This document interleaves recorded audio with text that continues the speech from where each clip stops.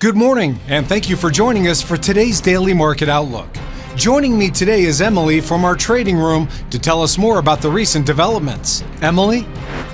United States President-elect Donald Trump has met with Crypto.com CEO Chris Marszalek at his home in Mar-a-Lago to discuss policies potentially affecting the cryptocurrency industry. The pair reportedly discussed the president-elect's proposal to launch a national Bitcoin reserve. Japanese auto giants Honda and Nissan will start negotiations to merge as they face growing competition from bigger global electric vehicle makers, especially the heated competition from China, the Nikkei newspaper reported. Gold slipped under pressure from a strengthening US dollar and climbing treasury yields as investors focused on the Federal Reserve's final policy meeting of the year, with growing expectations of a gradual pace of rate cuts in 2025.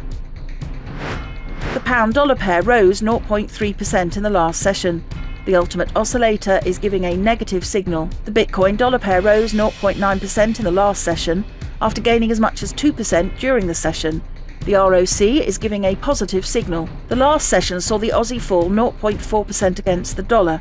The stochastic indicator is giving a negative signal. The dollar-yen pair fell 0.6% in the last session. According to the CCI, we are in an overbought market. Prepare for market movements as the economic calendar for the upcoming days includes a mix of high-priority and moderate-impact releases. These data points could create trading opportunities and drive price action across various sectors. These key releases could set the tone for trading in the near term. Understanding their potential impact will help shape effective investment strategies.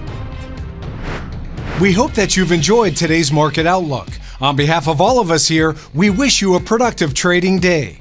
Be sure to log in tomorrow morning for the latest news and events from the financial markets.